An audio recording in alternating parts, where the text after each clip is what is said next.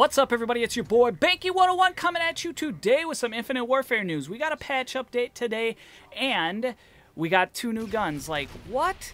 We got 2 new guns in Infinite Warfare on the last week of summer. Now, I don't know why they just gave these out on the last week of summer, because we just got a new Protus that was in the supply drops, but they added 2 new guns to Infinite Warfare. Now, if you're a Season Pass holder, you got these guns for free, and if you are not a Season Pass holder, just like other guns, you just have to do a couple of challenges and unlock them. And if you want any variants of those are in the Quartermaster Collection, and you're going to have to actually go out to the Quartermaster Collection and get those. Those are in supply drops for everybody. Now let's go over the GRail, which is basically an energy weapon, but to me it felt a lot like a shotgun with an assault rifle range. Now, this is kind of similar to how they did with the Protus.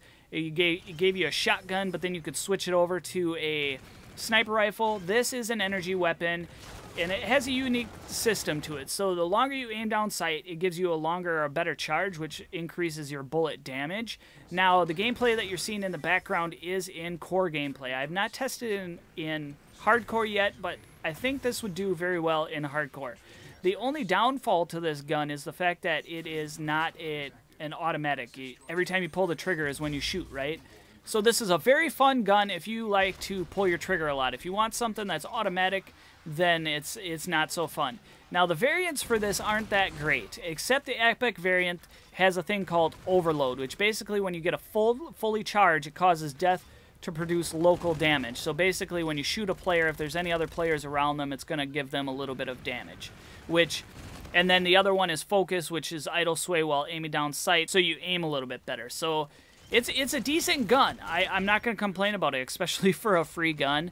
I played with it. I like it. I don't know if I'm going to use it all the time. I might challenge myself to use it once in a while. It'll fit in the category of an okay gun. I like the concept of this as an energy weapon, and when you're aiming down sight, it increases a little bit. It's pretty cool. That's pretty cool, and I'll give it to them. That was an okay gun.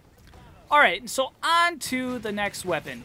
It is called the Stallion .44. So basically it is a magnum. It's a handgun.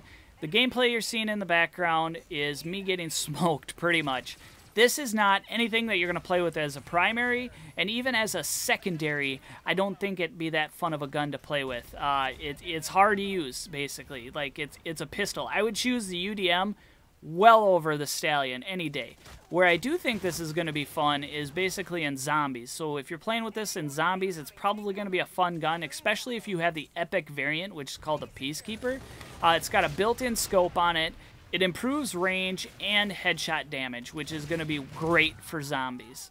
Now on to why did they give us these guns on the last week of summer? I don't know. I think they should have waited at least a week until after the summer event and then drop these guns, but you know, I don't work there, and they might just be trying to flood us with a lot of content to keep us attracted to the game right now, because I think a lot of people are fading off, and this is a time in the cycle of the Call of Duties where things get kind of stale and there's not a lot going on. Because in about a month, we're going to be playing the beta for World War II. People are going to be hyped on that. It's going to be hard to be keeping anybody engaged in Infinite Warfare. I think a lot of people are going to be drifting for Modern Warfare Remastered, or they're just going to stick with BO3. And grind it out for a couple of months until we get World War II. But that's a quick update on the 2 new guns that are out. If you enjoyed this, smash that like button. Questions or comments, hit me up in the comments section. And like always, I'll catch you on the next video.